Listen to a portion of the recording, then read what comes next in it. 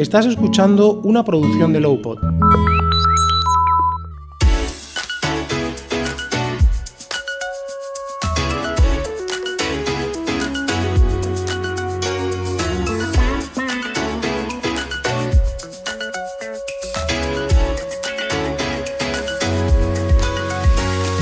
Bienvenidos y bienvenidas a este sexto episodio del podcast del arte de compartir, un proyecto del Capricho de Gaudí presentado por Cristina Schönlein. En este episodio del arte de compartir vamos a hablar directamente a todos los futuros profesionales apasionados del arte que están pensando hacia dónde enfocar su futuro laboral y académico. Charlaremos sobre precariedad laboral, sobre las dificultades de hacerse hueco entre las paredes de los museos, de cómo adaptarse a los diferentes espacios donde puedes desarrollar tu trabajo, cómo conocerlos y llegar a ellos. Nos ponemos para empezar al habla con el Capricho de Gaudí para reflexionar acerca del mundo del arte más allá de los artistas y los historiadores del arte.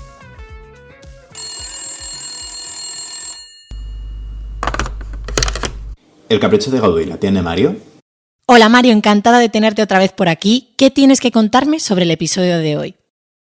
Bueno, pues en el episodio de hoy estamos desde el Capricho hablando sobre un tema que sería más allá de los museos, es el título del episodio, y pues para ello hoy en el Capricho tenemos a mi compañera Clara, que nos va a hablar un poquito sobre su experiencia, aunque también pues sobre cómo afrontamos esto en lo que es el propio Capricho. Y bueno, pues Clara, ¿quieres presentarte y decirnos un poquito desde dónde vienes tú?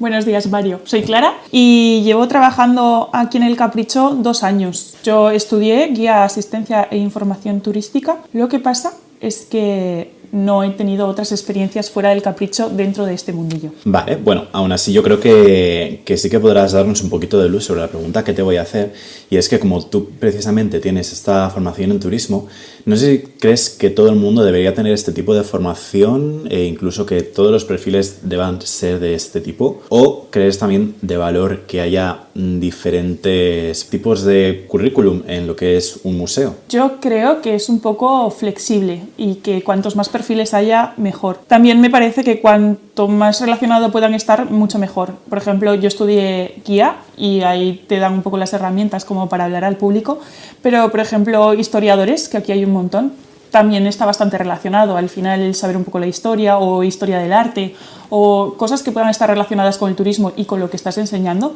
también aportan muchísimo. Claro, porque por ejemplo aquí en el Capricho pues tenemos a gente, lo que tú dices, historia, del grado de turismo, yo por ejemplo que hice gestión cultural, hemos tenido hasta gente de cosas pues muy dispares como abogacía. Sí. Entonces, ¿tú crees que esas distintas como perspectivas le dan valor a la experiencia también al público, no? Sí, además es que creo que el turismo o el ser guía es bastante flexible, por así decirlo, ya que puedes haber estudiado algo y que no sea lo tuyo, puedes haber estudiado guía porque es lo que te surgió en ese momento y que no sirvas, no te guste o no sepas cómo hacerlo.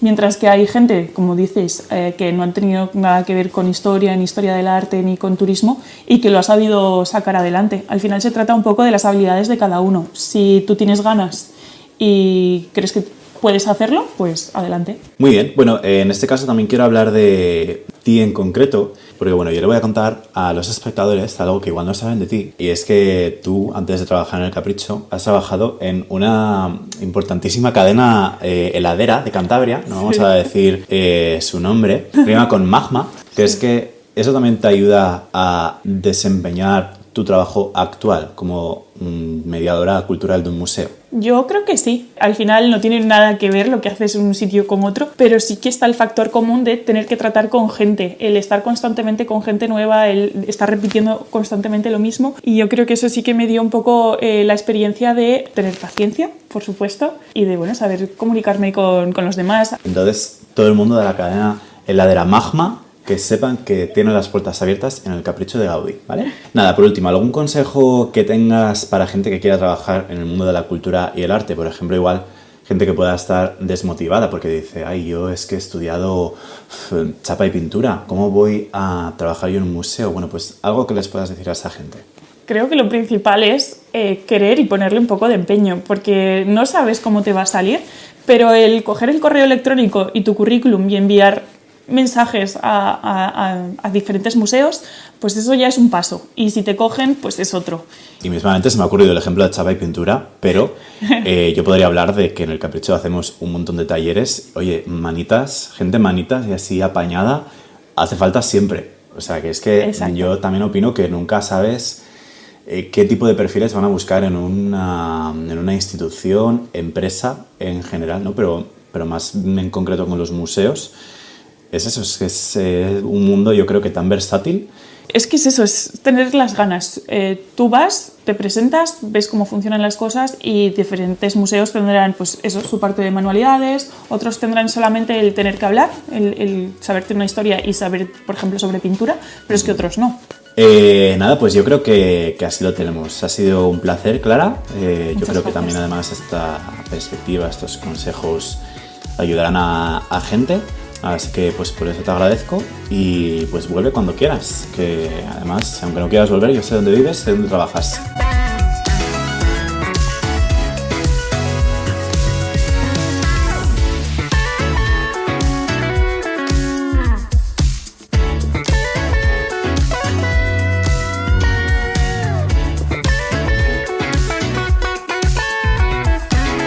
Si en el Capricho hemos visto cómo a nivel formativo hay mucho más allá, con nuestra invitada vamos a reflexionar sobre las opciones de trabajo más allá de los museos. Carmen Corbera es actualmente freelance en varios proyectos y es fundadora del podcast El Mundo del Arte, que ya acumula 4 temporadas. Carmen es un ejemplo perfecto de que el mundo del arte puede estar mucho más allá de los museos. Carmen, encantada de tenerte hoy en El Arte de Compartir. Hola Cris, muchísimas gracias por contar conmigo. Además de tu labor de divulgación en el mundo del arte, eres ya amiga del Capricho. En febrero estuviste en la versión presencial de El Arte de Compartir. Empezábamos también esta temporada justamente hablando con Abraham Ramírez, que nos contaba su experiencia. ¿Cómo lo recuerdas tú? Pues yo lo recuerdo con muchísimo cariño porque era la primera vez que me invitaban a un evento así y sentí pues que se reconocía mi trabajo por primera vez. Y además también fue increíble conocer a Bernardo Pajares, Clara More, Eugenia Tenenbaum y Luis López de Toledo, que yo hacía tiempo que los seguía en redes, y conocerlos en persona y ver que, bueno, pues que son personas maravillosas que hacen un trabajo increíble. La verdad que fue una experiencia súper chula, y también conoceros a vosotros, a todo el equipo, la labor que hacéis desde el Capricho. O sea que si lo repetís, yo encantada de volver. Pues sería un placer tenerte otra vez, Carmen. Ya sabes que lo pasamos súper bien, fue un ambiente súper cómodo en el que todos aprendimos un montón, no solo durante, sino también después del evento. Yo recuerdo esas conversaciones que tuvimos y precisamente estas conversaciones han inspirado un poco que hoy estés también con nosotros en El Arte de Compartir, ahora en su versión podcast. Creo que muchos oyentes pueden verse representados o inspirados por tu trayectoria. Empezaste con tu trabajo en una de las mayores empresas de subastas del mundo, en Sotheby's. ¿Cómo fue esa primera experiencia? Pues la verdad que fue una experiencia súper buena. Yo fui a Londres a hacer un máster en Historia del Arte, que me especialicé en arte del siglo XIX, y tenía, bueno, como todos, ¿no?, cuando acabamos de estudiar, muchísimas ganas de empezar en el mundo laboral, y una persona que siempre ha sido como mi mentor, que creo que es algo también importante cuando estás empezando, ¿no?, intentar encontrar a una persona que te guíe, me dio un consejo muy bueno y me dijo, ¿por qué no aplicas para unas prácticas en Sotheby's y a ver qué pasa? Y entonces nada, apliqué, me cogieron y empecé como becaria en el Departamento de Arte del siglo XIX, y la verdad que fue increíble porque me permitió conocer el mundo de las subastas desde dentro, porque yo cuando apliqué, la verdad que, bueno, como todos, ¿no?, había escuchado un poquito pues los récords que hay, y conocía Sotheby's, Christie's, Ansorena aquí en España, por ejemplo, pero no tenía ni idea de cómo funcionaba este mundo. Entonces, bueno, fue una súper buena oportunidad para aprender, porque además algo que me parece súper positivo de Sotheby's es que te dan mucha responsabilidad desde muy pronto, ¿no? Y entonces yo creo que eso te da como la fuerza de confiar en ti mismo y lanzarte a aprender. Y después de mis 3 meses como becaria, empecé un programa que se llama Foundation Program, en el que te van rotando por toda la compañía. Y entonces eso te permite conocer todos los departamentos que hay en las casas de subastas, porque creo que es importante también recordar que las casas de subastas no solo son de arte contemporáneo, que es lo que sale más en las noticias, sino que hay departamentos de todo tipo. Hay arte antiguo, muebles, arte del siglo XIX, dibujo, prints. Entonces, bueno, y luego también todos los departamentos como de soporte, ¿no? Que son transporte, el departamento de las subastas. Así que nada, que fue increíble, pues esto, ver la variedad de departamentos que hay, luego familiarizarme con el tipo de coleccionistas también, trabajar con las oficinas locales. Estoy súper agradecida de haber podido empezar mi carrera profesional en Sotheby's, la verdad, porque creo que me ha dado también la ética de trabajo que tengo ahora, como al haber trabajado en una empresa tan grande, internacional, ¿no? Que tiene unos procesos muy establecidos, creo que me ha dado pues esa manera de estructurar mi trabajo que no sé si hubiese empezado pues en otra empresa si lo tendría ahora o no. Además, bueno, yo creo que es una experiencia que no es demasiado habitual y además quizá dentro del mundo del arte es bastante desconocido, ¿no? Todo el trabajo que puede haber, ¿no?, detrás de incluso una simple venta de una casa de subastas tan grande como esta. ¿De qué manera, Carmen, el mercado juega un papel fundamental en el mundo de los museos? Creo que quizás no hay mucha gente que sea consciente realmente de que el mercado del arte juega un papel fundamental en los museos en cuanto a la creación y ampliación de sus colecciones, porque no podemos olvidar que los museos hay algunos, ¿no?, que siguen ampliando sus colecciones y es en base a, por una parte, donaciones de colecciones particulares, pero en una gran parte también de compras. Por ejemplo, ¿no?, casi cada día o a menudo salen noticias de que, por ejemplo, el Prado compra en subastas o a colecciones particulares obras para su colección. O recientemente ahora hemos tenido la Feria de Videoarte Loop en Barcelona y la Fundación MACBA ha adquirido una obra para la colección del MACBA en Barcelona. O sea que para mí el mercado del arte es un papel fundamental en los museos para ayudar a crear estas colecciones y ampliarlas y también así apoyar a que el mercado del arte pues tenga una salud, ¿no? Y es uno de los agentes clave en el mercado. ¿Y cómo se haría, por ejemplo, una venta en el Museo del Prado, ¿no? ¿Qué hay detrás de lo que podría ser una venta que vemos en una noticia, viéndolo un poco desde dentro en su momento? No he estado involucrada en ninguna compra desde ninguna institución, pero supongo que es parecida a la de un coleccionista particular, que es que se hace una investigación, ¿no?, de las subastas de ese momento y se identifican las obras que pueden ser interesantes para la colección y actúan normalmente como si fuese un coleccionista particular. Por ejemplo, en Sotheby's muchos de los clientes o compradores eran museos nacionales e internacionales y se registran como una persona normal, pujan y si son los ganadores de esa puja, pues el lote se les adjudica. Supongo que en el caso del Museo del Prado, al ser un museo público, tienen que pasar ¿no?, por más pasos como, no sé, dentro del equipo como para validar esa compra. Pero desde Sotheby's se hacía así y de hecho es una parte fundamental también de los clientes de las casas de subasta, los museos. Además, me imagino, ya solo cuestión de transporte, de temas burocráticos, de logística, también tiene que ser un entramado bastante complejo, ¿no? Sí, bueno, yo de hecho en el departamento, después de este programa que os he explicado del Foundation Program, empecé como coordinadora de subasta en el Departamento de Arte del siglo XIX, que es precisamente todo esto que comentas, ¿no?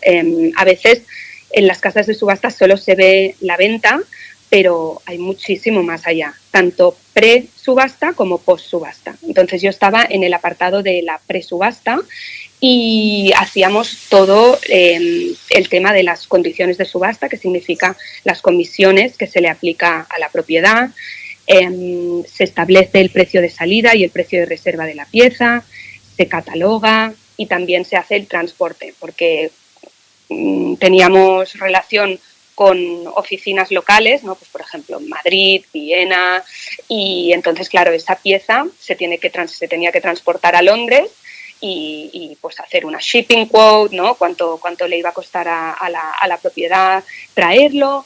Y luego está todo el tema de la post-subasta, que esto lo hace otro departamento, que es post-sale service, y hacen, una vez el comprador se le ha adjudicado el lote, tramitan las licencias, también el transporte, o sea que es todo un mundo que creo que es importante también que la gente ¿no? lo sepa, que hay muchísima gente trabajando pues para que solo una obra llegue a las oficinas y se pueda vender. Pasa también un poco con el mundo de los museos, ¿no? Detrás del Museo del Prado, pues todos los departamentos, desde iluminación, técnicos, pues lo mismo debe ocurrir, ¿no? En este tipo de empresas. Antes nos comentabas, Carmen, que has trabajado también en una colección privada, que tienes experiencia también. ¿Cuál dirías que es el mayor reto del trabajo para un particular? Pues mira, la verdad es que fue un cambio muy bonito porque yo venía de trabajar 3 años en una casa de subastas y fue muy interesante estar al otro lado, porque yo siempre había tratado con coleccionistas desde el punto de, pues, trabajamos para ti, ¿no? Y en este caso estaba al otro lado y cuando tenía relaciones con las casas de subastas era como, estáis trabajando para mí, ¿no? Un poco, entonces fue interesante este cambio y muy bonito también pues ver la labor que hacen los coleccionistas particulares en cuanto a préstamos de museos, también en compras de obras de arte. Y yo creo que el mayor cambio sobre todo es entender que estás trabajando para una persona, para un individuo, y que tu labor es acompañar, tu labor es aconsejar, pero al final del día la última palabra la tiene el coleccionista, ¿no? Y creo que esto es importante también, como encontrar ese equilibrio entre tu papel de recomendar y aconsejar, pero que estás tratando con una persona que está creando una colección, que suelen ser colecciones muy personales, con un gusto personal y bueno, que siempre tener en cuenta pues eso, que es una persona y que está creando esto a nivel individual. Bueno, yo creo que ambas experiencias son súper interesantes y poco habituales también, creo, ¿no? El empezar fuera de los museos puede haber sido también una forma de encaminar tu carrera también de una forma pues diferente. ¿Qué crees que te ha aportado tu experiencia en el sector privado? Yo creo que me ha aportado entender cómo funciona el mundo del arte y el mercado del arte. Yo creo que es importante entender quiénes son los agentes que actúan en el mundo del arte, las casas de subasta, las galerías, las ferias, los coleccionistas particulares, y entender cuáles son los timings, cómo hay que hablar también a los coleccionistas, las comisiones. Yo creo que eso me ha dado como una visión global de cómo funciona el mercado del arte, que creo que puedo aplicarlo al mundo más público, ¿no? Digamos, de los museos, porque creo que es importante como vivir en el mundo real, ¿no? También a veces yo creo que los museos no están tan acostumbrados a hablar quizás de precios o de cosas como más del mercado del arte. Y bueno, creo que me ha ayudado a eso, a tener como una visión global de todo, de cómo funciona esta industria. Hace poquito, además, has estado trabajando como asistente de coordinación de exposiciones en el Museo Picasso de Barcelona.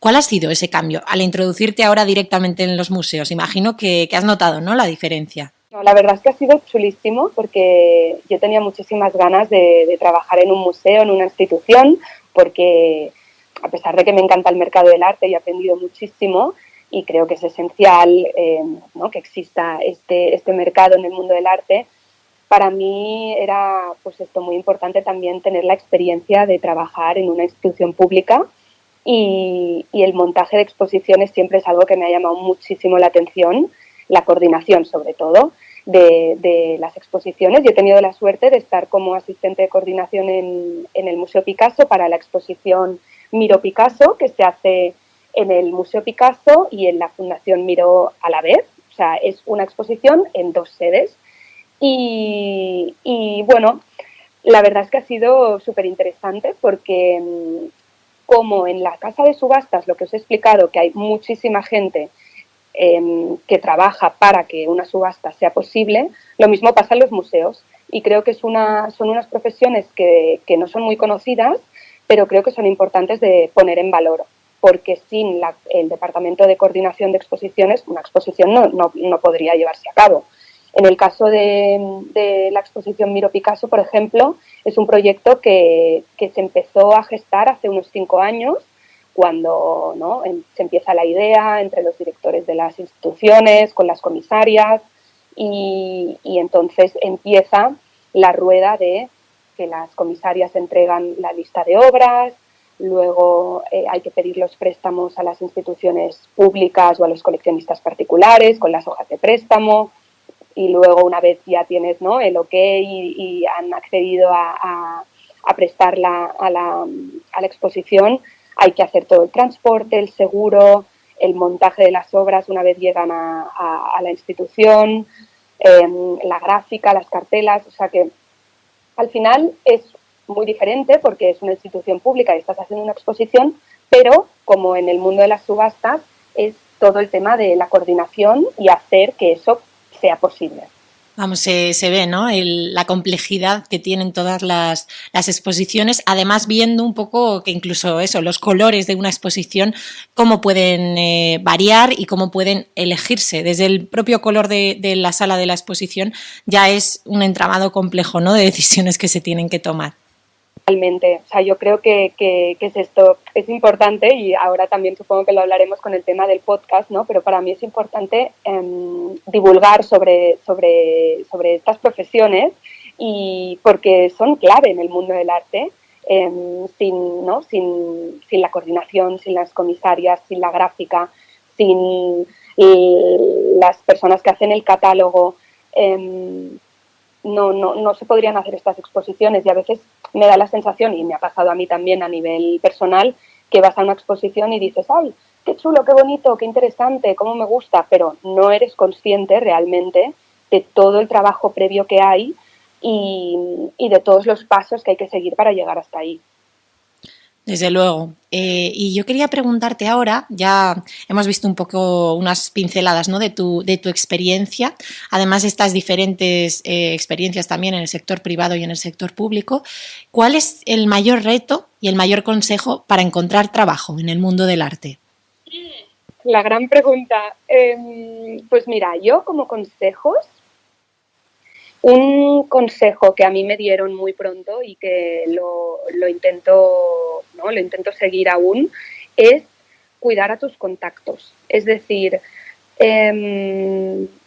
si conoces a alguien, ¿no?, que admiras o que te gusta lo que está haciendo, pues aparte de, ¿no?, intentar conocer a esa persona, contactarles, luego a lo largo de los años ir cuidando esa relación, porque creo que es importante, ¿no?, seguir en contacto con esas personas pues que te han ayudado a lo largo de tu carrera o que tú admiras profesionalmente, y que es un mundo muy pequeño, el mundo del arte, y creo que está basado mucho en las relaciones personales. No lo digo como algo de me voy a aprovechar de esa persona, sino de establecer un poco tu red de contactos y tu red de aliados dentro de este mundo. Y esto está conecta con el segundo consejo, que es el no tengas miedo a preguntar, no tengas miedo a contactar a gente, a escribir un mensaje por LinkedIn, a ir a una opening de una galería y hablar con el director de la galería, presentarte, explicar qué estás haciendo o qué te gustaría hacer. Ser proactivo, para mí esa es la palabra, la proactividad. Y por último, si alguien está como acabando de estudiar o empezando su carrera profesional, yo creo que un muy buen consejo es empezar haciendo unas prácticas, que en mi caso fue el inicio de mi carrera profesional. Si yo no hubiese aplicado a estas prácticas en Sotheby's, no sé dónde estaría ahora, ¿no? Porque yo creo que lo difícil en el mundo del arte es entrar, es poner ese pie dentro. Y una vez ya tienes el pie, es más fácil poder quedarte o crecer dentro de una compañía. Y el último consejo que le daría a la gente es estar como muy presente en el mundo cultural de tu ciudad. Intentar ir a, pues esto, a las presentaciones de libros, a las openings de galerías, a las inauguraciones de las exposiciones y empaparte de todo lo que está pasando porque bueno, así también te vas a poder ir enterando de qué está pasando. Esto también se une con el mayor reto que para mí, que es la poca transparencia que hay en el mundo del arte en cuanto a ofertas laborales, y eso hace que tengas que estar como muy activo, ¿no? Y a veces las ofertas son un boca a oreja, o pues has estado colaborando con alguien y alguien habla bien de ti y te recomiendan. Yo muchas veces me he frustrado porque el mayor reto para mí es las pocas ofertas que hay de manera abierta, ¿no? Yo lo explico muchas veces a modo de risa, pero es como para no ponerme a llorar, porque a veces si te pones en LinkedIn, ¿no?, y pones arte o cultura, te sale teleoperador o recepcionista de hotel, y no es broma, podéis hacer el ejercicio. Y entonces, bueno, puede llegar a ser muy frustrante, pero hay que intentar, pues, no desesperarse y esto, intentar, pues, ser lo más proactivo posible y así poder encontrar una buena oferta. Además, fíjate que no solamente es a nivel laboral, que es complicado, ¿no?, abrirse paso, también por la diferencia que hay en cuanto a los caminos que puedes tomar, también a nivel formativo yo veo bastante diversidad, ¿no? Tenemos guías, tenemos historiadores, gestores culturales. ¿Crees que hay homogeneidad en cuanto a formación en el mundo del arte? Yo creo que es verdad que hay como varias especializaciones, que no creo que sea malo tampoco, ¿no? O sea, yo creo que si te interesa el mercado del arte y quieres dedicarte a ello, creo que es importante que exista un máster en el que te puedas formar en mercado del arte o en gestión cultural. Pero también es verdad que, y yo, por ejemplo, me incluyo, que creo que hay personas en el mundo del arte que son más polivalentes, ¿no? Y que te puedes ir adaptando según la oferta que haya o lo que te interese en ese momento. O sea que creo que, bueno, no me parece malo que hayan diferentes salidas, ¿no? Que si te quieres especializar puedes hacerlo y tengas esa oportunidad, pero que también puedas tener este perfil un poquito más como polivalente. En tu experiencia, Carmen, volviendo al tema de lo laboral, ¿no?, ¿has sentido que es un sector precarizado? Sí, la verdad es que sí, y es algo que yo intento también hablar bastante en el podcast, porque creo que es uno de los retos que tenemos en el mundo de la cultura, y porque es un sector totalmente precarizado. Desafortunadamente es así. Yo creo que la frase "por amor al arte" ha hecho mucho daño. Yo me he encontrado muchas veces, sobre todo cuando era más joven y estaba en la universidad, que me ofrecían prácticas pues no remuneradas o te pagan muy poquito, pero bueno, es la oportunidad. Bueno, sí, pero yo también, ¿no?, me tengo que ganar bien la vida, me tengo que pagar el alquiler. O sea, es un sector poco estable, con poca rotación, como he comentado, ¿no? Porque creo que también, al ser un sector precarizado, la gente tiene miedo a dejar sus trabajos o a no sé, a buscar otras oportunidades. Y entonces la gente se aferra a lo que tiene y crea muy poca rotación en esta industria. Y yo creo que, no sé cuál es la fórmula, o sea, que también lanzo la pregunta a la gente que nos esté escuchando de cómo podríamos hacer que el mundo del arte sea una industria con unas condiciones mejores, porque somos gente muy preparada, con muchísimas ganas, ¿no?, de trabajar, de aportar. Hice hace poco un episodio con Carmen Páez del Ministerio de Cultura y explicaba que la cultura tiene un porcentaje bastante alto en el PIB de España, ¿no? O sea, aportamos a nivel económico. Entonces creo que este sector se merece que esté como, ¿no?, con unas mejores condiciones, y a decir que no si crees que ese, por ejemplo, esa remuneración no es la que tú te mereces. Sé que es difícil a veces porque obviamente pues hay veces que no tienes algún proyecto en mente o en un futuro cercano y te ves obligado a aceptarlo, pero creo que también pasa por nosotros mismos en decir que no a ciertas cosas. Fíjate, lo de las prácticas es que me recordaba, ¿no?, a muchos de mis compañeros y compañeras con los que estudié y con los que tengo relación. El tema de las prácticas es un tema bastante recurrente, ¿no?, entre nuestras preocupaciones, sobre todo para los y las jóvenes que nos pueden estar escuchando, porque bueno, es verdad que al final acabas aceptando, ¿no?, situaciones laborales, por llamarlas de alguna forma, que no se corresponden ni con el esfuerzo que realizas ni con esa retribución económica que muchas veces no existe. Totalmente. O sea, yo creo que lo de las prácticas, cuando estás estudiando, puedo entender, ¿no?, que pues la remuneración sea más pequeña o te lo convaliden con algunos créditos universitarios, y creo que es importante hacer las prácticas porque, como comentaba antes, es un paso, ¿no?, dentro del mundo profesional. Pero es que lo peor es que esto luego se extiende a tu vida laboral ya, entre comillas, de adulta. Y entonces esto es ahí cuando yo creo que es el peligro, ¿no? Cuando tú ya llevas algunos años trabajando y te sigues encontrando con estos trabajos precarizados. Desde luego, fíjate que también un sector precarizado que poco a poco se abre camino, ¿no?, se abre paso dentro del mundo del arte, es el de la divulgación y la comunicación. También entre las conversaciones que tuvimos en el Arte de Compartir, todas las compañeras que formamos parte, bueno, es un sector que está cogiendo fuerza, pero como opción laboral todavía tiene bastantes dificultades. ¿Cuál ha sido tu aproximación, ¿no?, a estas nuevas posibilidades? Pues la verdad es que yo lancé el podcast por dos razones.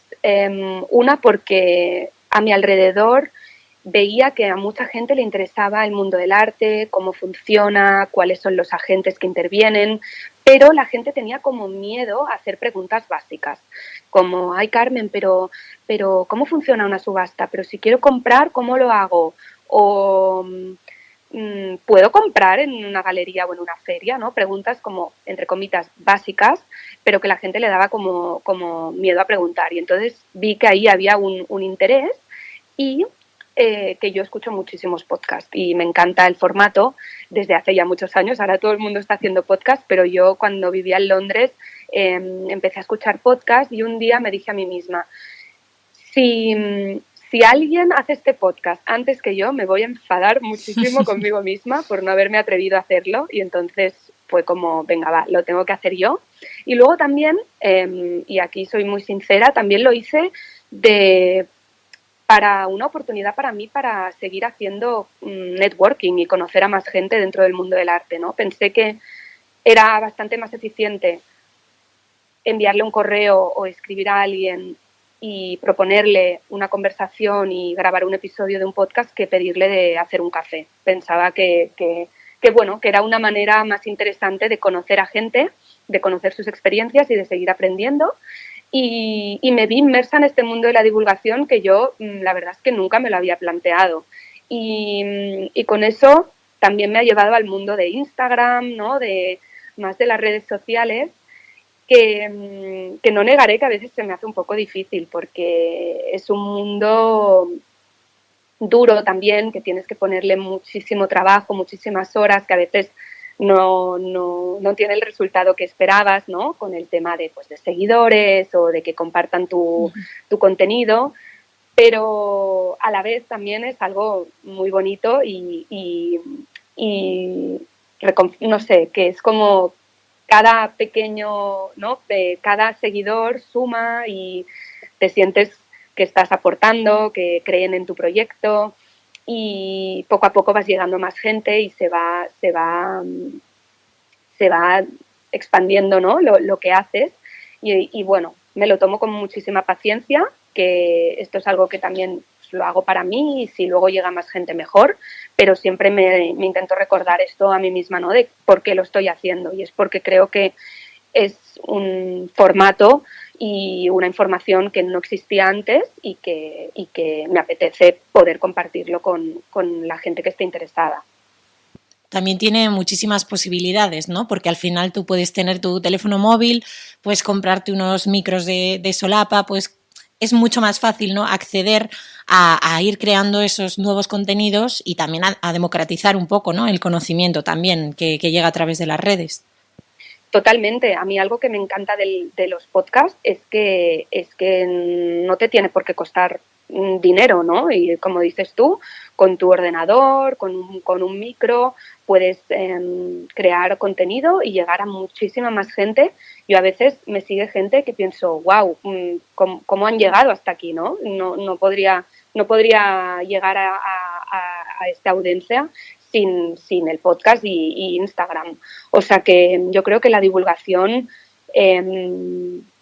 está en alza, y lo comentaba el otro día con Eugenia Tenenbaum en uno de los episodios del podcast, que creo que cada vez somos más divulgadoras de arte, de historia del arte, y que se nos está reconociendo nuestro trabajo, porque la divulgación no tiene por qué, o sea, y para mí es muy importante que la divulgación tenga rigor, ¿no? Y creo que hay veces que la gente ve divulgación como algo corto, fácil de consumir, pero para nada. Simplemente es que estamos cambiando la manera de comunicarnos y la manera de llegar a las personas que puedan estar interesadas en lo que estamos explicando. Entonces, creo que estamos ayudando a que más gente se sienta bienvenida y con menos miedo a aprender sobre el mundo del arte, la historia del arte, la cultura, etcétera.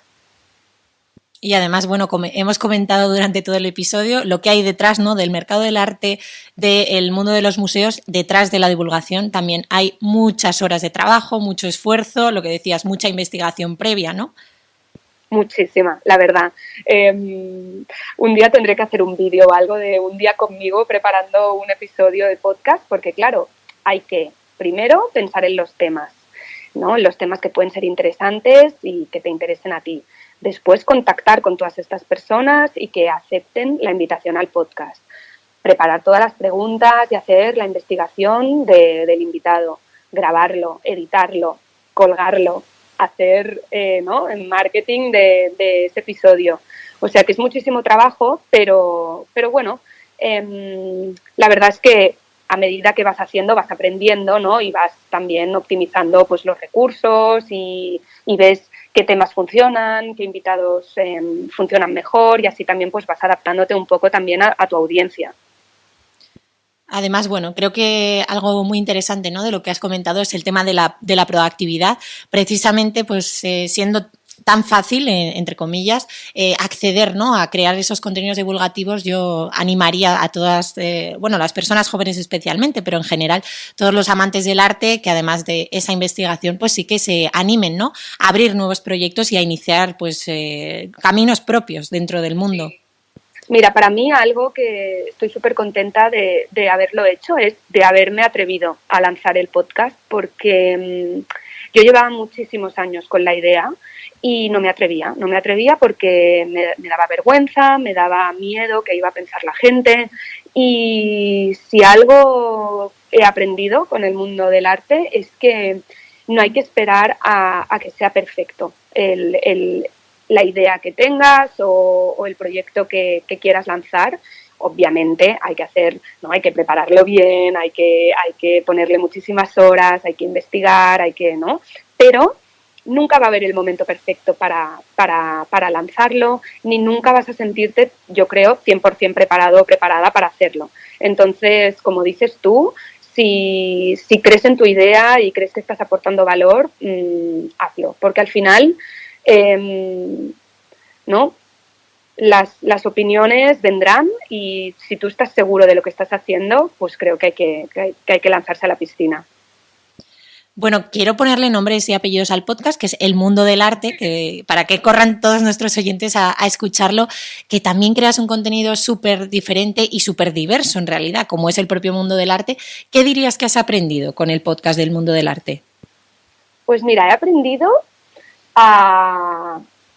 pues como comentaba, ¿no?, a hacer un podcast, porque yo no tenía ni idea al principio, y entonces vi muchísimos tutoriales de YouTube, etcétera, ¿no?, muchísimos artículos de cómo empezar un podcast, así que esto es lo primero que he aprendido, a crear un podcast desde cero.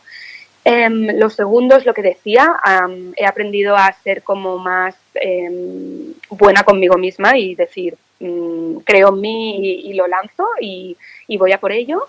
Y lo tercero que he aprendido es que hay muchísimas personas que trabajan en el mundo del arte que ayudan a que exista una oferta cultural de calidad en nuestro país, y que a través de las 4 temporadas que llevo del podcast he podido entrevistar a muchísima gente y he aprendido como una loca, la verdad, porque yo hay temas que domino más, como pueden ser, por ejemplo, pues esto, las casas de subasta, mercado del arte o los museos, pero he entrevistado a directores de fundaciones de arte, a expertos en arte digital, a criptoartistas, a comisarios de museos. Entonces, bueno, he aprendido también a hacer la investigación de la persona a la que voy a entrevistar y a entender, ¿no?, qué me interesa a mí de la profesión de esa persona y cómo he llegado ahí. Y creo que poco a poco, ¿no?, los primeros episodios del podcast no los escucho porque me da un poquito de vergüenza ajena y porque creo que he mejorado bastante también en el tema de cómo preguntar y cómo recoger las preguntas y que la conversación fluya, más que sea una serie de preguntas y pam, pam, pam, sino que, ¿no?, escuchar bien lo que te está explicando el invitado y recoger esa pregunta y volverle a hacer una pregunta de seguimiento. Así que esto creo que es lo que he aprendido. Bueno, vamos a cerrar un poco con una pregunta. Quiero que nuestros oyentes corran a escucharte en el mundo del arte. Así que quiero que nos recomiendes 1 o 2 de los capítulos que crees que son indispensables por los que cualquier oyente pudiera empezar, ¿no?, a escucharte. Pues la verdad es que hay muchísimos, pero así como pensando, le tengo muchísimo cariño a un episodio que es el de la primera temporada, que es con María López, una comisaria, y hablamos del comisariado de exposiciones. Y es interesantísimo porque María lo explica súper bien, es súper cercana y explica de una manera muy fácil de entender qué significa ser un comisario de exposiciones. Así que yo lo escucharía segurísimo. Y después también en la primera temporada hablo con Carlos Usandizaga, que es un coleccionista de Barcelona, y hablamos sobre el coleccionismo, qué significa ser coleccionista, cómo empezar a coleccionar, cómo empezó él y su mujer en el mundo del coleccionismo, así que creo que también es un tema como poco conocido para el público, así que creo que este también es interesante.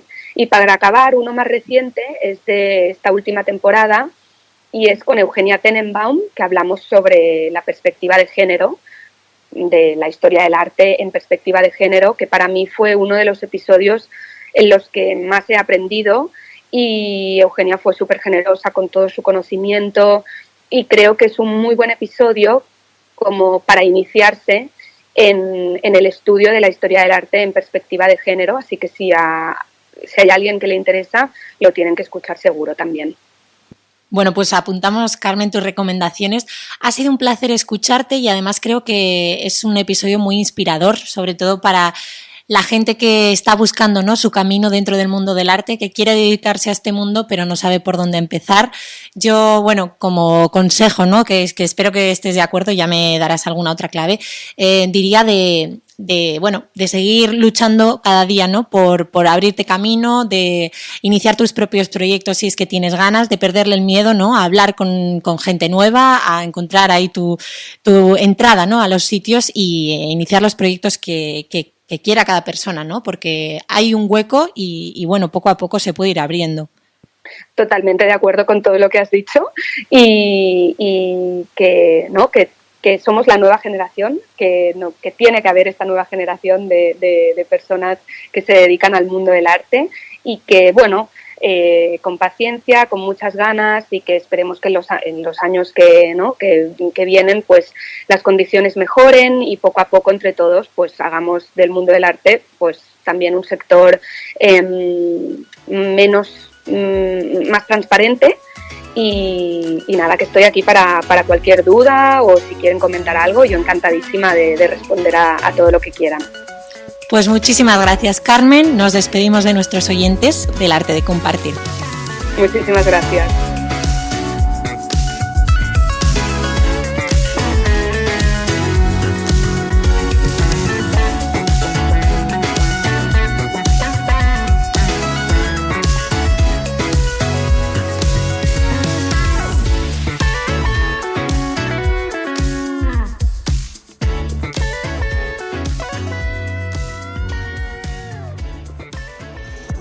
Cada vez son más las marcas que apuestan por el podcast como herramienta de comunicación.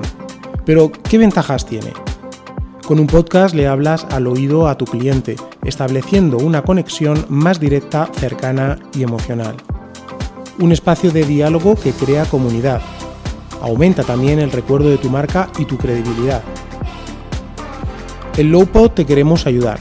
Somos una productora que impulsa tu comunicación a través de la palabra.